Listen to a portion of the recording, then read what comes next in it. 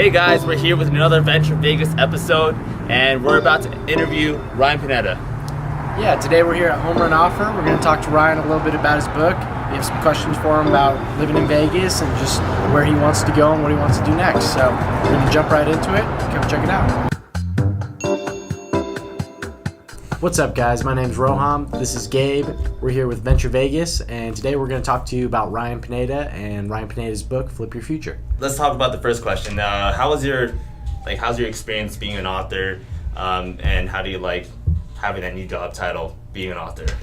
Yeah, author's a new title, man. I can tell you, I didn't expect to be an author. That wasn't ever a goal of mine. Like I said in the book, I wanted to be a baseball player. Last thing I wanted to do was write a book. I mean, I wasn't great in English. I didn't have any kind of training or experience, but man, I mean, it's cool just to see the people who are being impacted and the lives changed. I know it was the right move. With that, do you think you're going to keep writing? Do you think you're going to have other books coming out?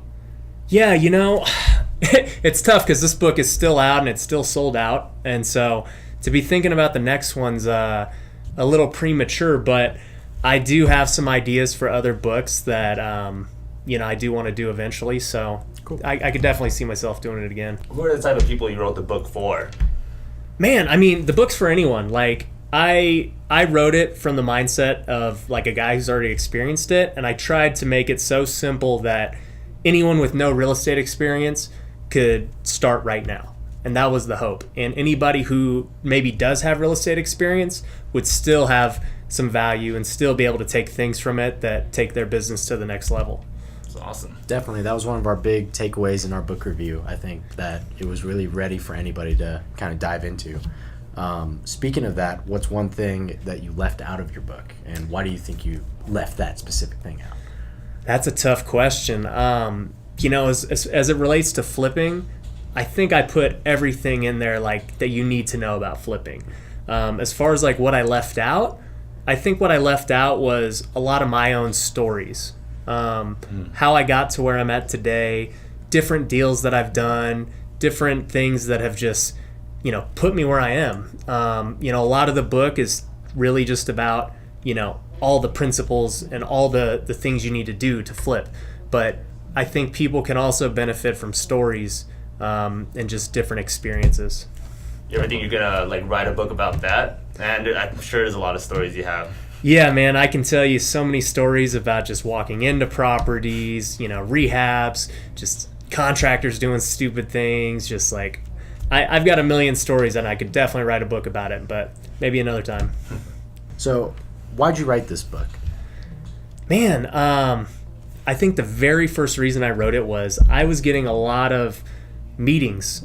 Every day I'd be meeting people about hey man, I want to start flipping, I see what you're doing, and I constantly was answering the same questions over and over again, and I was like, man, I need to make this easier on my life, and I need to make it more accessible to everyone else, because these are just people I'm meeting. How many people are thinking these questions but they're just not asking them? And so I said, you know what, I'm just going to create the guide so that I don't have to do this anymore, and I can just say, hey, read the book. It's all right there. And so that's part of the reason why I wrote it. Yeah, that's cool. It's going to build your credibility, but still kind of point people in the right direction too, I feel like. Oh, so, definitely. Yeah. So I know you're saying I'm going to answer everyone's questions. I'm sure you still get questions. What questions do you still get that's the answer's not in that book?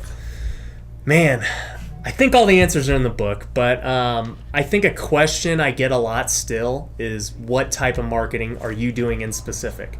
And that question is very hard to answer, especially in a book, because with marketing, you're always going to be changing what you're doing, because the market is always changing for what works, what doesn't work. So in the book, I give all the basic things you could do. But as far as what I do and what I choose to do, it's always changing. So I get that question a lot, hey, what marketing is working for you right now? And that's something I can't answer in a book, because it's always changing. Yeah, that makes sense, because I feel like marketing is always a new and innovative field. So they're always going to be looking for, the new TV, the new internet, the new radio, and what they teach in school, I feel like, is always behind on those kind of ends. So that makes sense. That's a really good answer, I feel like. what's another business book or success book that you'd recommend to people kind of like to either read before or after Flip Your Future? Got it. So luckily, or not luckily, but hopefully after Flip Your Future, you guys all be making a lot of money. That's the hope. That's why the subtitles make six figures your first year flipping real estate. Like, I truly believe that you can make six figures if you follow the principles in the book very quickly. And you can eventually make seven figures. There's no doubt in my mind you can do it because I've done it. Now, a book I highly recommend is The Millionaire Next Door. And the reason I recommend that is because I see a lot of these guys who, they make a lot of money and then they blow it like that. Yeah. People, it's a natural thing for people who've never had money to just go and spend it the second they get it. And The Millionaire Next Door teaches you the principles of how to keep your money, how to truly build wealth. Because there's a difference between wealth and just making a lot of money. Making a lot of money is not as difficult as you think, but keeping your money is very difficult. So, what's your favorite thing about being a real estate investor?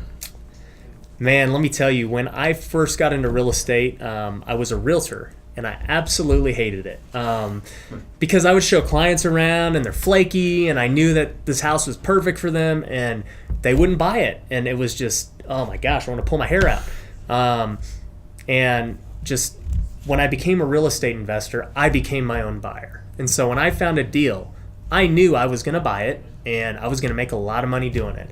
So for me, that was the part I loved, just like being able to jump on an opportunity and have control over it.